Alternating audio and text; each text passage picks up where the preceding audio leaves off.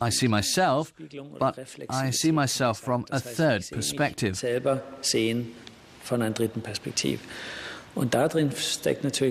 That contains the potential that you could examine, evaluate, criticize and rethink yourself.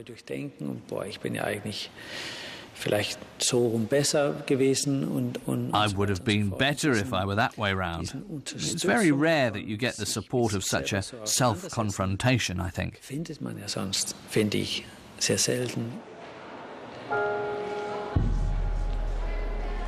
It's only in the dialogue with the visitor that the artwork gets its significance, says Eliasson.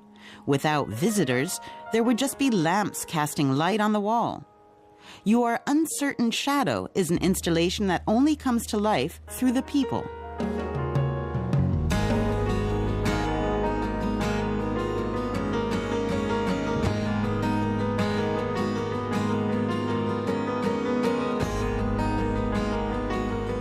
The shadows tell you how far you are from someone else. Are you brave enough to touch the other person's shadow? Can they overlap? Interestingly, that's possible without us touching in the physical space. There are these different spheres, the private sphere, the public sphere, the intimate sphere. How close do I get to someone? They're all really interesting because that has something to do with our social competence.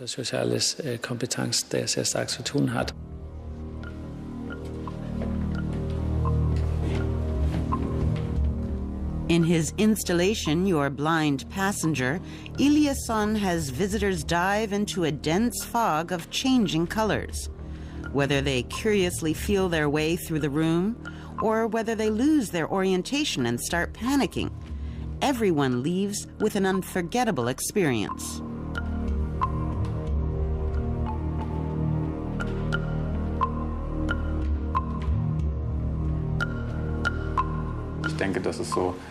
I think that it's an important part of his art that he wants to reach people. He wants to tell a story. He wants to make a connection to his audience, with the people who go to the museum, with the people on the street. That's not just reduced to people who go to art institutions. He's becoming more and more interested in reaching the people on the street and people in regions of the world that don't usually have much to do with art.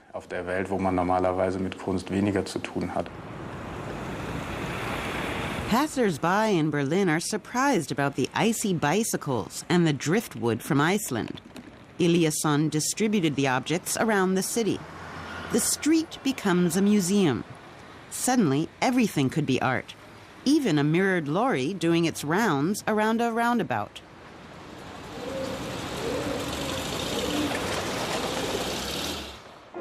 Eliasson had his studio in this warehouse in Berlin's Mitte district for 6 years.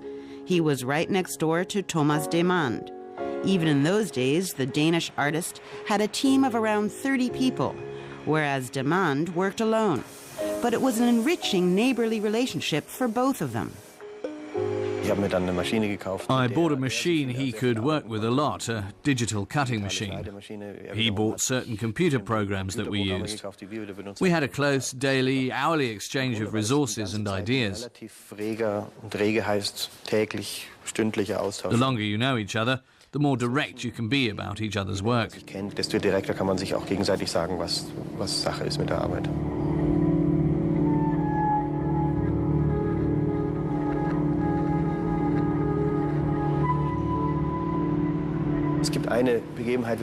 There was one incident.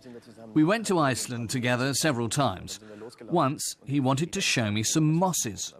We went off, and he doesn't understand much about mosses, but he wanted to explain something to me. He said, if I were walking along here on my own, it'd be terribly boring.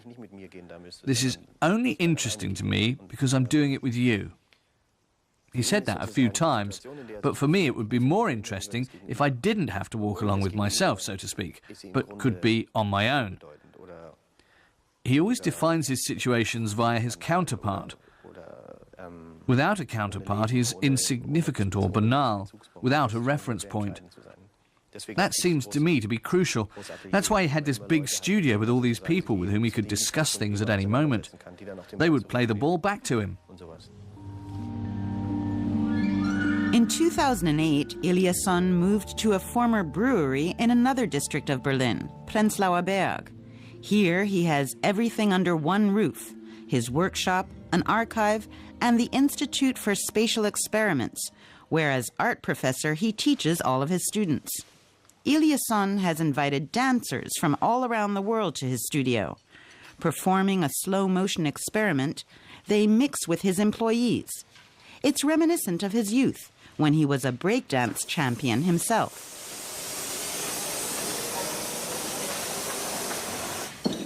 He has craftsmen, architects, physicists, painters, designers, and art historians working in his studio. Without them, his art would be unthinkable. I hope that I can be relatively open about it, that the studio has a voice and that the studio participates in the world or in Berlin. That's very important to me.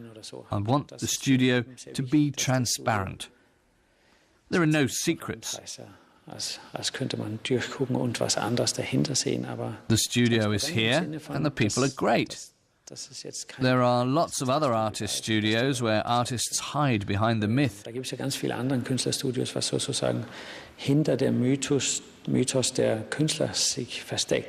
They're secretive. I'm convinced that it's clear to everyone. It's a huge resource for me. This light sculpture, Vortex, was also designed in the studio in Berlin. The architect Sharon Lee headed the project. There was a long journey between the idea and the finished item. The people involved needed to enjoy experimenting and have a healthy dose of patience. Yeah. And did you define the right height? It's a process. At some point, a basic idea is born. Then I digitally created different models of Vortex and realized they all looked dead. We still started drawing. Then we merged several models and then we painted it on top by hand. There was a process in my studio. It was digital, analog, digital, analog. We must have drawn the Vortex 200 times. When he's interested in something, he's very excited and he wants to see it immediately.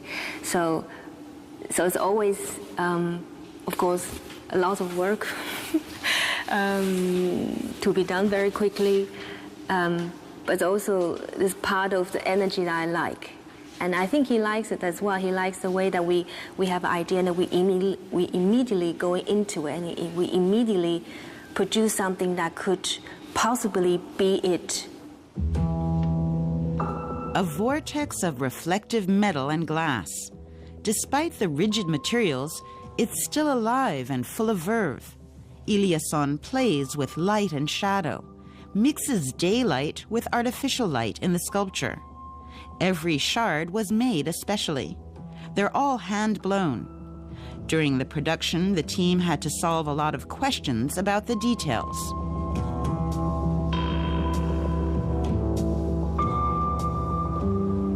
We have to design the lamp. And we have a few different thickness.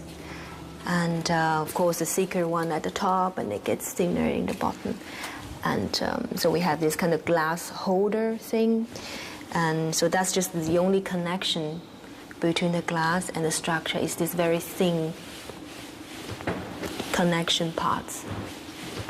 In terms of color, Olafur started with some colors. He chose first a palette of colors. Then he reduces it and he thinks was the best. And he really went on the ladder and he did the color one by one by himself, inserting the physical glass into the structure.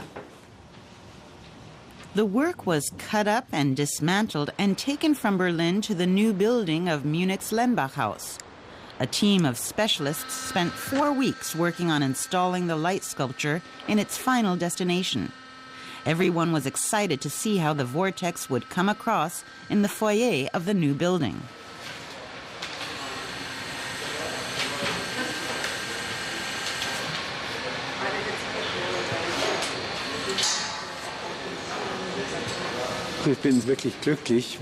I'm quite happy now because the dimension of the whole thing was a headache.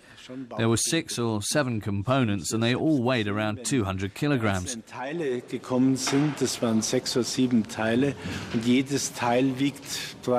The whole thing is very heavy. And you imagine it will look heavy. I'm very comforted that it's turned out to be so light and airy. It makes me happy too.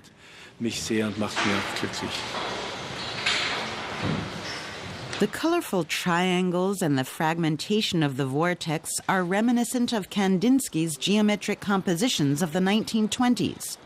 The light sculpture therefore goes well with the Lenbach House, which has a large Kandinsky collection.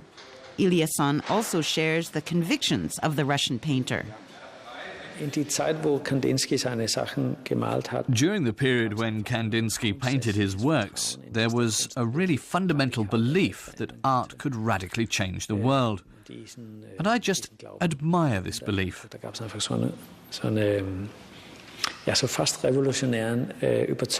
There was a near revolutionary conviction that what I put on canvas is important. I think it's important that we get this faith back because I think Kandinsky was right.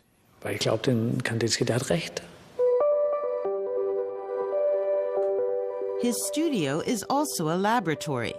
The artist and his team are experimenting with geometric shapes and different surfaces. The sphere is one object of research.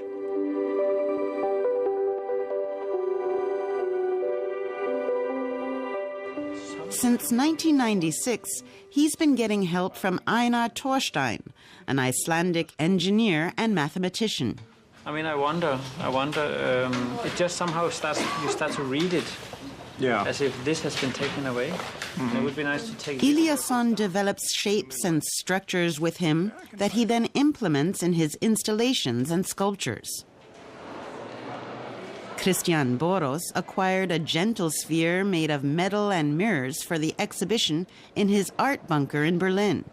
It's the latest acquisition of his sizable collection. We had a water work, a photographic work, a wind work, so that we started trying to collect the important currents of his work together. What I was lacking was something like a model to explain the world. Suddenly I saw this sphere with these mirrors and angles. I went around it and saw the fragments nature of it, but also how everything came together in the sphere. I realized that this was the work I was lacking in our collection. I'm always very direct and say we need that one. I'm very happy now that we have it.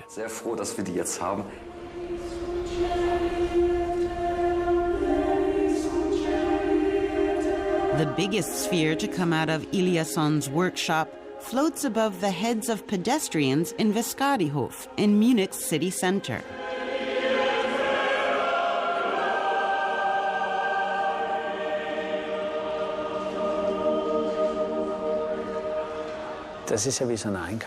It's like a shopping centre, and that's always a challenge. You really have to fight to prevent people from just thinking about consuming. I don't know if it'll work. The idea was to do something different. I wanted to get light into the courtyard in a different way.